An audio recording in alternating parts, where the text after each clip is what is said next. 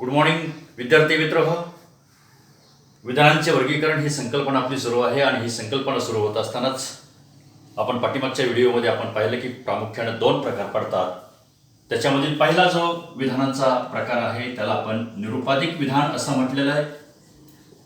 याची आपण शब्दशः फोड करून त्याची व्याख्याही आपण केली होती. निर अधिक उपाधी की ज्या विधानामध्ये कोणतीही कसलीही उद्देश आणि विधेय पद यांच्यामध्ये अट नसते त्याला निरुपाधिक विधान असं आपण म्हटलेलं होतं.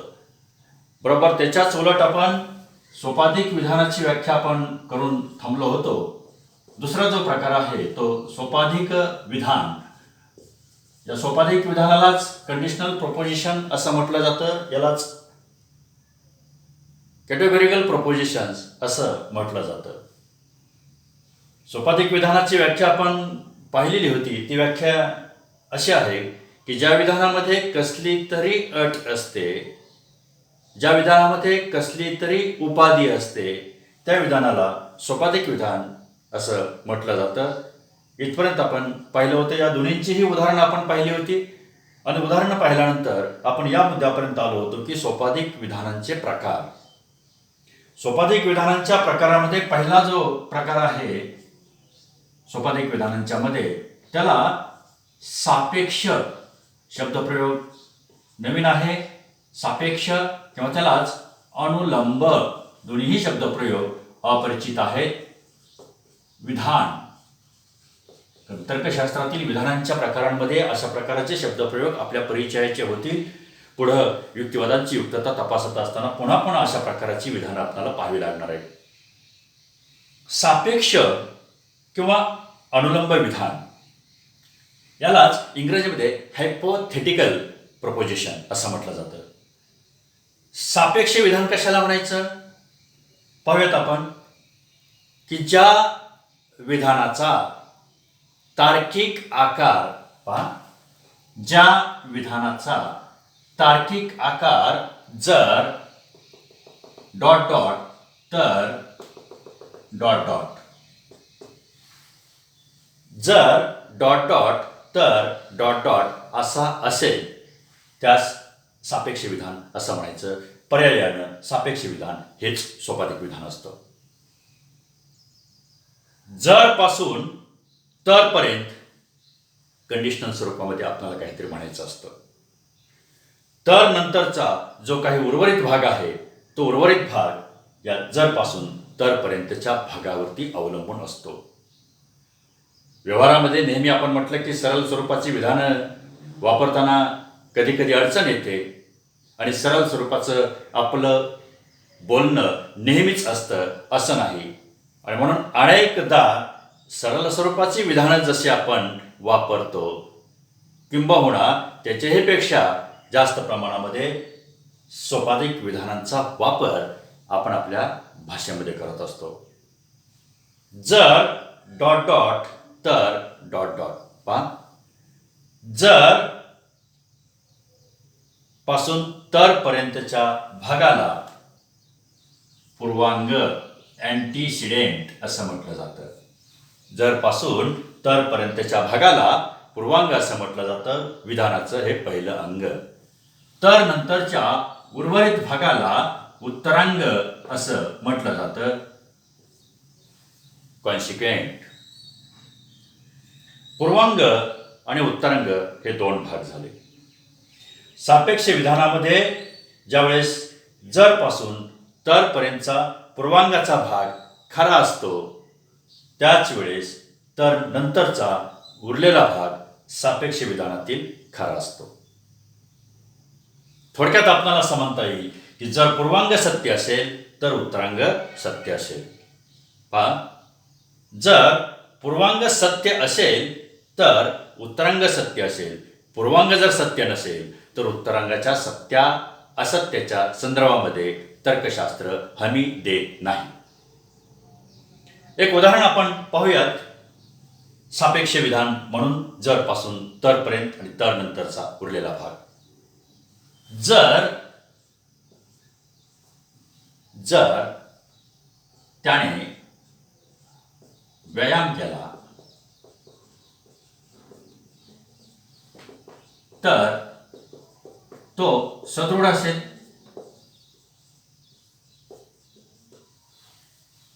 जर त्याने व्यायाम केला तर तो सदृढ असेल. जर पासून तर पर्यंतचा भाग त्याने व्यायाम केला. त्याने व्यायाम केला हा जो पहिला भाग आहे, या पहिल्या भागावरती तो सदृढ असण्याची शक्यता अवलंबून असते. आणि मग या स्वरूपामध्ये तो सदृढ आहे हे झालं विधानाचं उत्तरांग. तो सदृढ कधी असेल तर तो व्यायाम करत असेल तेव्हा. दुसरं एक उदाहरण आपण पाहूयात. जर विद्यार्थ्यांनी अभ्यास केला तर ते परीक्षेत उत्तीर्ण होतील. तर विद्यार्थ्यांनी अभ्यास केला ही कंडिशन आहे, हे पूर्वांग झालं. आणि हे जर पूर्वांग जर सत्य असेल तर ज्यांच्या संदर्भामध्ये आपण हे पूर्वांग केलेलं आहे, विद्यार्थ्यांच्या संदर्भामध्ये, ते परीक्षेत पास होतील. विद्यार्थी परीक्षेत पास होतील, पण कधी? त्यांनी अभ्यास केला तर. त्याची प्रकृती सदृढ असेल, पण कधी? त्याने व्यायाम केला तर. या स्वरूपाची जरतरची विधानं ज्यावेळेस आपण पाहत असतो त्यावेळेस त्या विधानाला सापेक्ष विधान किंवा त्यालाच अनुलंब विधान, इंग्लिशमध्ये त्यालाच हायपोथेटिकल प्रपोजिशन असं म्हटलं जातं. आणि म्हणून अटीनं येणारी जी विधानं असतात ती सोपाधिक विधानं असतात असं आपण म्हटलं होतं. आणि म्हणून इथं जी अट आहे, इथं जी उपाधी आहे, ती उपाधी व्यायाम करण्याची आहे. जर तो राजकारणी असेल तर तो भ्रष्ट असेल.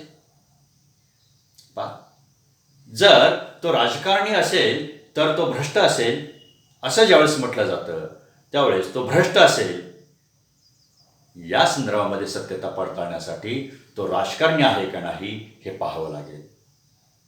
पण वस्तुतः किंवा परिस्थितीच्या स्वरूपामध्ये प्रत्येक राजकारणी भ्रष्ट असतोच असं नाही. राजकारणी नसणारा सुद्धा माणूस भ्रष्टाचार करू शकतो. इथं व्यायाम न करणारा माणूस सुद्धा प्रकृतीनं सदृढ असू शकतो. पण आपणाला ज्या संदर्भामध्ये विधान करायचं आहे त्या संदर्भामध्ये विधान करत असताना पूर्वांग जर सत्य असेल तर उत्तरांग सत्यच असतं असं तर्कशास्त्र त्याची जबाबदारी घेत असतं, त्याची हमी देत असतं. आणि म्हणून जर पूर्वांग सत्य तर उत्तरांग सत्य. आणि म्हणून दोन भाग याच्यामध्ये महत्त्वाचे आहेत. पहिला जो आहे तो पूर्वांग आणि दुसरा जो आहे तो उत्तरांग. मग पूर्वांग कशाला म्हणायचं तर जर पासून तर पर्यंतच्या येणाऱ्या भागाला, जर पासून तर पर्यंतच्या येणाऱ्या भागाला पूर्वांग असं म्हटलं जातं. तर नंतरचा विधानातील जो उर्वरित भाग असतो त्याला उत्तरांग असं म्हटलं जातं. हा झाला पहिला प्रकार, सापेक्ष किंवा अनुलंब विधान. दुसरा जो सोपाधिक विधानाचा प्रकार आहे त्याला म्हटलं जातं वियोजक विधान. वियोजक विधान, दोन्हीही शब्दप्रयोग नवीन आहेत. डिस्जंक्शन प्रपोजिशन असं म्हटलं जातं. जसे आपण सापेक्ष किंवा अनुलंब विधानाची तार्किक आकारावरून व्याख्या केली त्याच पद्धतीनं इथं वियोजक विधानाची तार्किक आकारावरून व्याख्या करता येईल. वियोजक विधान याला म्हटलं जातं, इनव्हर्टेड कॉमामध्ये आपण असं करूयात, डॉट डॉट डॉट किंवा dot dot dot inverted comma पूर्ण करूयात व्याख्या. ज्या विधानाचा तार्किक आकार डॉट डॉट किंवा डॉट डॉट असा असतो त्या विधानाला वियोजक विधान असं म्हटलं जातं. बऱ्याचदा आपण किंवा विधानं त्यालाच ऑर असं म्हटलं जातं. बऱ्याचदा किंवा विधानं ज्यावेळेस आपण वापरत असतो त्यावेळेस त्या विधानांना वैकल्पिक विधान असंही म्हटलं जातं. कारण किंवाच्या आधीचा पहिला एक भाग जो असतो त्याला म्हटलं जातं पहिला विकल्प विधानातील. पहिला विकल्प आणि विधानातील जो किंवा नंतरचा भाग असतो त्याला म्हटलं जातं दुसरा विकल्प. मित्रहो, किंवा स्वरूपाची ज्यावेळेस विधानं आपण करत असतो त्यावेळेस ती विधानं दोन्ही वियोजक विधानांच्या स्वरूपामध्ये, विकल्पांच्या स्वरूपामध्ये एका वेळेस आपणाला स्वीकारता येत नाहीत, हे आपल्याला माहिती आहे. दोन्हीच्या दोन्ही विकल्प आपणाला नाकारता येत नाही, हे सुद्धा आपणाला माहिती आहे. उदाहरणार्थ, तो भारतीय असेल किंवा पाकिस्तानी असेल, मी नोट करतो इथे विधान, तो भारतीय असेल किंवा पाकिस्तानी असेल. दोन भाग विधानाचे झाले.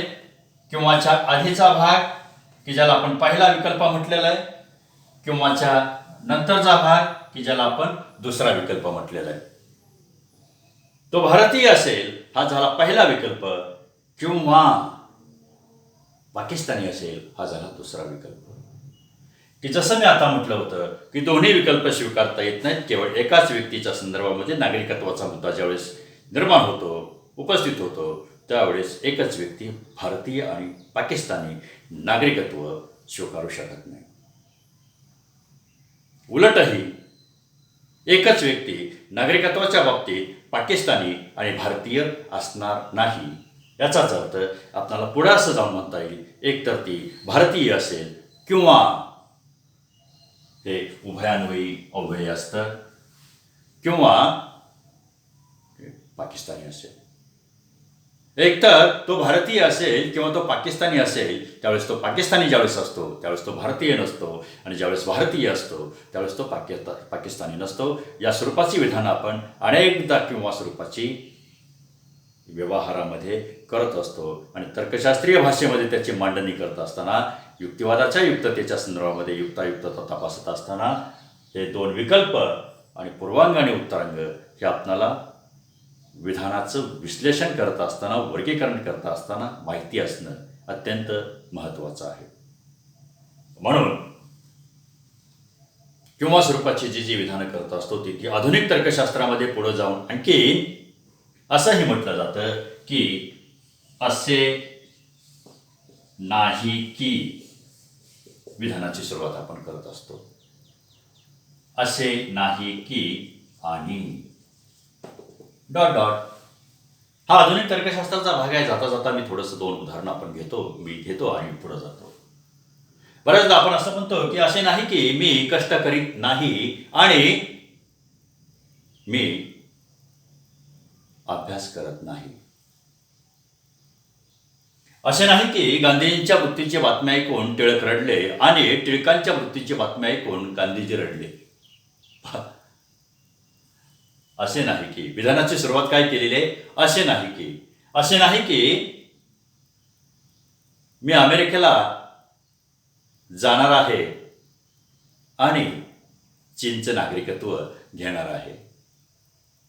म्हणजे व्यवहारामध्ये अशा प्रकारची विधानं ज्यावेळेस आपण वापरत असतो त्यावेळेस ती विधानं वापरत असताना पहिला भाग आणि दुसरा भाग आणि अँड डॉट असं मॉडर्न लॉजिकमध्ये, सिम्बॉलिक लॉजिकमध्ये या स्वरूपाने त्याचा निर्देश केला जातो. असे नाही की यालाच निगेशन असं म्हटलं जातं.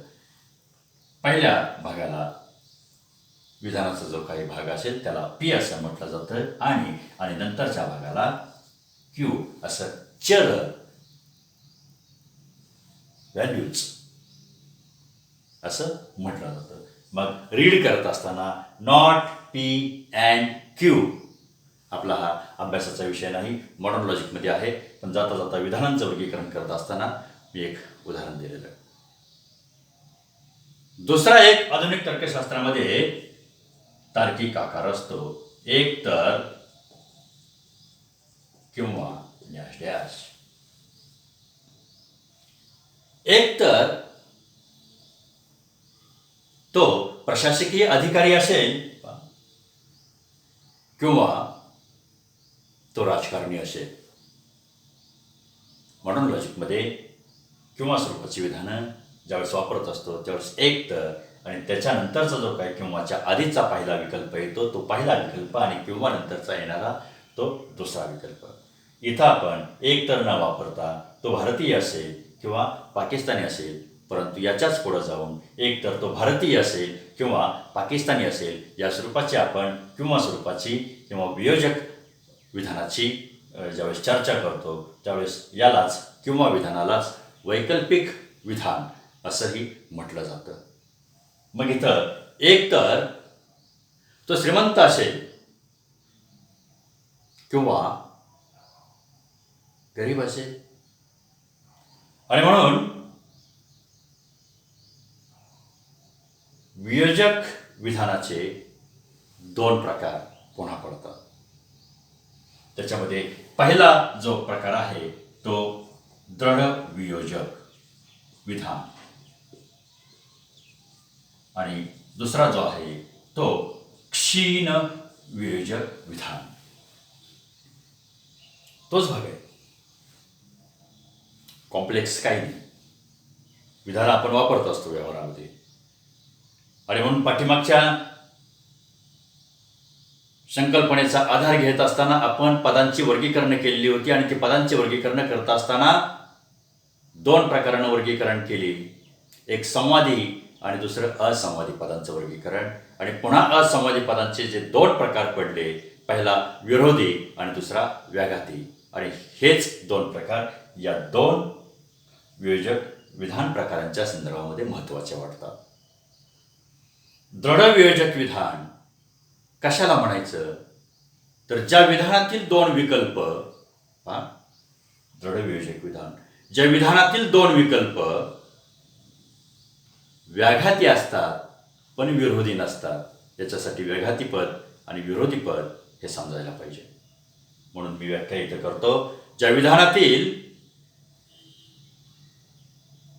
दोन पदे व्याघाती असतात पण विरोधी नसतात अशांनाच दृढ वियोजक विधान असं म्हटलं जातं. थोडक्यात आपण असं म्हणूयात की जी दोन पदे परस्पर व्यावर्तक असतात म्हणजे परस्परांना वेगळी करणारी त्यांना दृढ वियोजक विधान असं म्हटलं जातं. फॉर एक्झाम्पल, एक तर तो धार्मिक असेल किंवा अधार्मिक असेल. कोणतं विधान झालं? दृढ वियोजक विधान झालं. धर्म आणि अधर्म, धर्म हा वेगळ्या कॅटेगरीतला पण पूर्ण सगळेच गुण आणि वैशिष्ट्य सामावून घेणारा एक गट तयार होतो, तो म्हणजे अधार्मिकचा. म्हणजे मध्ये तिसरा पर्याय नसतो. व्याघाती पदांच्या संदर्भामध्ये जे आपण म्हटलं होतं तेच या ठिकाणी अचूकपणे लागू होतं की जी दोन पद आपण वापरत असतो, एक तर तो हिंदू असेल किंवा अहिंदू असेल, दृढ वियोजक विधान झालं.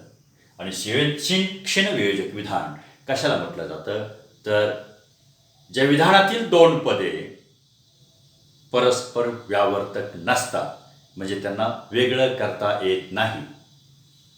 ज्या विधानातील दोन पदे परस्पर व्यावर्तक नसतात त्यांना क्षीण वियोजक विधान असं म्हटलं जातं. थोडक्यात आपण असं म्हणूयात की वरील प्रमाणेच व्याख्या करत असताना ज्या विधानातील दोन पदे